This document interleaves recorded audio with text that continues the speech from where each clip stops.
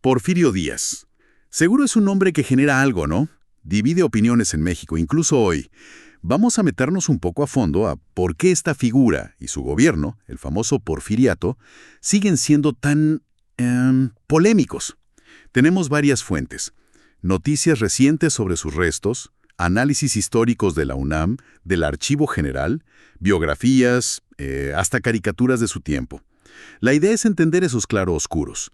La modernización sí, pero también la represión. ¿Y cómo sigue resonando hoy? A ver, arranquemos con lo más reciente. Esto pasó en mayo de 2025. La presidenta Claudia Sheinbaum y Diego Prieto, que es el director del INAH, del Instituto de Antropología e Historia, fueron muy directos. No quieren repatriar los restos de Porfirio Díaz. Están en París, como sabemos. Dijeron algo como que no deben volver los restos que hablan del autoritarismo y que lo importante es que no regrese nunca el porfirismo a México. Fuerte, ¿no? Sí, fuerte. Y fíjate qué interesante el contraste que se genera ahí. Porque por un lado tienes esta postura firme contra los restos de Díaz, pero por otro lado, ese mismo gobierno está haciendo un esfuerzo enorme, muy público, para recuperar miles de piezas arqueológicas y bienes culturales mexicanos que andan por el mundo, con el lema de "mi patrimonio no se vende". Entonces, claro, surge la pregunta, ¿qué parte de la historia sí merece volver físicamente? ¿Y cuál no? ¿Cómo se toma esa decisión? Es complejo. Exacto. Para entender esa postura hay que recordar, aunque sea rápido, quién fue Díaz. Oaxaqueño de 1830. Tuvo una carrera militar, la verdad, impresionante. Estuvo en la Revolución de Ayutla, la Guerra de Reforma y fue clave contra los franceses. Batalla de Puebla, Miahuatlán, tomó la Ciudad de México, un héroe militar para muchos en su momento. Y llegó al poder en 1876 con el Plan de Tuxtepec.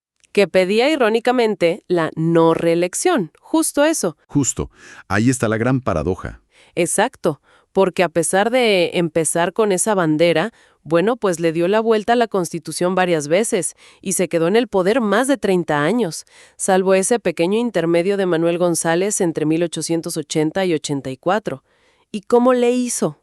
Pues centralizando el poder a más no poder y con su famosa política de pan o palo, o sea... Beneficios para los amigos y mano dura para los enemigos, ¿no? Justamente, puestos, concesiones para los leales y para los que disentían, pues represión. Así de claro. Y hay que decirlo, sí hubo una transformación material muy grande. Los ferrocarriles, por ejemplo, pasaron de, ¿qué eran? 700 kilómetros a más de 20,000. Una locura. Llegó muchísima inversión extranjera, de Estados Unidos, de Europa. Se modernizaron las finanzas. Código de Comercio nuevo, el Banco Nacional y las ciudades, sobre todo la capital, adquirieron ese aire afrancesado que todavía se ve.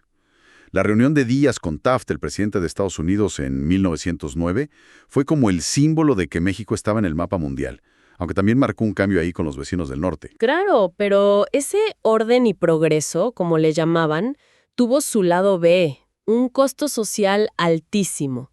Por ejemplo, las leyes de deslinde y terrenos baldíos, las de 1883 y 94.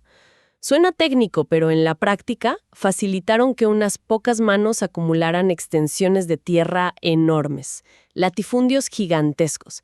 El caso de los Terrazas en Chihuahua es el más famoso, quizás. Mientras miles de campesinos perdían sus tierras comunales y los trabajadores, condiciones terribles en haciendas, en fábricas, salarios bajos y el sistema de las tiendas de raya, ¿no?, que les pagaban con vales para la tienda del patrón, una trampa de deudas, y si protestaban, ya sabemos lo que pasó en Cananea, en Río Blanco, represión violenta. Y de libertades políticas, ni hablar. La prensa crítica, silenciada. Esos contrastes tan fuertes se reflejaban hasta en las caricaturas políticas de la época, ¿verdad? Totalmente. Son una fuente fascinante. Al principio, cuando recién llegó al poder, algunos periódicos como El Aguizote lo ponían como héroe, defensor del pueblo. Pero eso duró poco. Pronto empezaron a salir las críticas feroces. Publicaciones como La Linterna o El Hijo del Aguizote no se andaban con rodeos. Lo dibujaban como tirano, con su garrote aplastando la Constitución, la ley, la espada la matona, le llamaban a su ejército o a su fuerza. Hay una caricatura muy buena y ambigua de 1909 de San Lunes. Se ve a Díaz escuchando quejas de obreros. Y te preguntas, ¿lo están queriendo disculpar, como diciendo que él no sabía de los abusos? ¿O es una crítica súper sutil a su complicidad? En un régimen así, la crítica tenía que ser inteligente, ¿no? Hay que leer entre líneas. Claro. Y bueno, el final eventualmente llegó. La entrevista con Creelman en 1908 fue clave.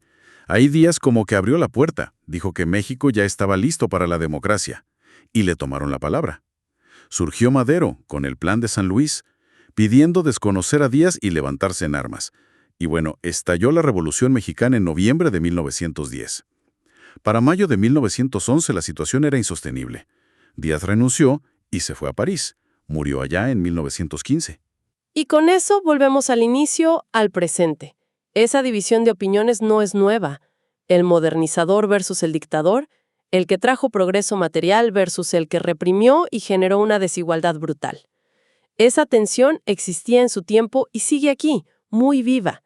Y esa es la razón de fondo por la que sus restos no han vuelto, y por la que la palabra porfirismo sigue usándose hoy en la política como algo negativo, como sinónimo de autoritarismo, de entregar los recursos extraños. Entonces, resumiendo un poco, el porfiriato, modernización económica sí innegable, pero pagada con muchísima injusticia social y cero libertades. Díaz es, pues, una figura compleja, incómoda, que nos obliga a ver esas contradicciones de nuestra historia, y el debate sobre sus restos al final es un síntoma de eso que no hemos terminado de digerir como país. Exacto. Y quizá la pregunta final para quienes nos escuchan no sea tanto si fue héroe o villano, porque es una simplificación, sino más bien cómo nos reconciliamos con un pasado que tiene esas dos caras tan marcadas, progreso material y una herida social muy profunda. ¿Qué lecciones podemos sacar hoy del porfiriato sobre el desarrollo, sus costos y los riesgos de que el poder se concentre tanto? Es algo para seguir pensando.